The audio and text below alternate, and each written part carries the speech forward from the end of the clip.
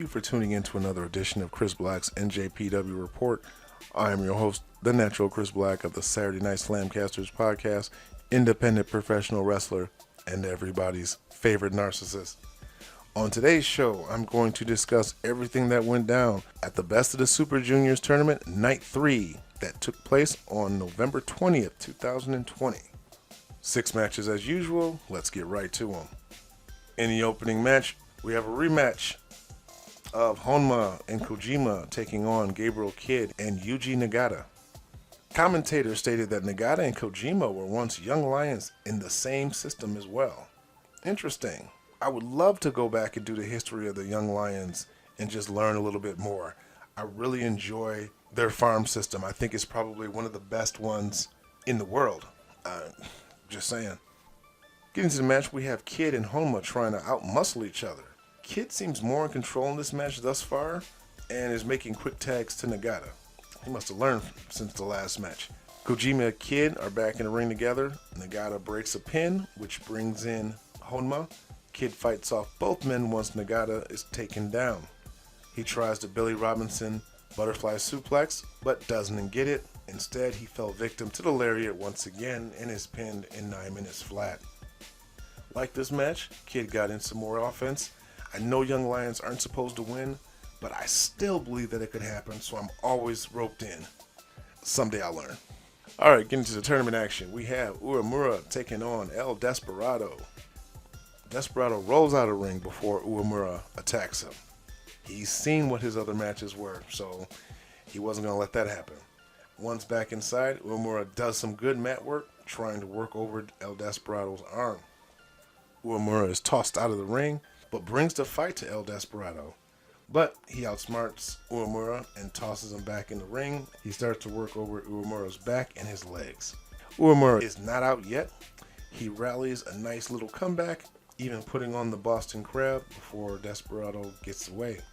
El Desperado turns things around with a spine buster and a single leg crab, but Uemura is able to get to the ropes. Unfortunately, it's a quick roll up of the LS Claro, I think that's how you pronounce it, that puts Uemura away with the 3 count in 11 minutes 26 seconds. El Desperado didn't seem too cocky or confident with that win. Uemura put him to the test and came very close to winning on several occasions. This match had my full attention the entire time. Again, I know the young lions aren't going to win, but I'm just hoping I'm going to see something different and they're going to surprise me. In the next match, we have Ishimori taking on DOUKI. DOUKI attacks right away, as usual, taking the fight to the outside. He starts to flaunt around with Ishimori's junior heavyweight title. Ishimori doesn't stay down long and goes on the offense, throwing DOUKI into the barricades. Ishimori slows down the pace and starts breaking down DOUKI, working on the neck. Towards the end of the match, we see lots of reversals and counters. DOUKI putting on the Italian stretch several times. Ishimori at one point has him really, but DOUKI throws him into the ref. He grabs the metal pipe, hits him with it, but doesn't see Ishimori grabbing for his title and gets nailed with the title belt. Ishimori wakes up the ref, delivers a bloody cross, and gets the pin in 12 minutes flat. But he's not done yet. He grabs DOUKI's pipe and puts on the yes lock with the pipe, which looked very painful. It's a very good heel versus heel match. Ishimori was somewhat sympathetic temporarily, but he also showed that he can bend the rules in order to gain the victory. In the next match, we have Taguchi taking on Master Wato. This match opens up with some good mat work, each guy feeling each other out. Taguchi seems to be more than just a goof, a lot less haha in this match. The match starts to pick up as Taguchi goes on the offensive, but Wato is not an easy opponent and puts up a good fight. This match has been more Taguchi than Wato. I'm shocked. Wato puts on the ankle lock and then goes and starts hitting him with some stiff kicks. Taguchi doesn't stay down and puts on his ankle lock, but Master Wato rolls out. Wato sunset flips him, pulling at the tights, but Taguchi pops up and traps his legs for the pin, his ass all up in his face, and gets the 3 count in 10 minutes 22 seconds. It was a very fun match. Taguchi has surprised me in every single match thus far. Wato gets a face full of ass. Maybe he'll think twice before pulling on the tights. Next match we have SHO taking on Robbie Eagles. They start chain wrestling to start out the match. Goes for a test of strength. Both men goes for submissions early on, but his opponent is able to get right to the ropes. SHO takes his time and starts working over the arm.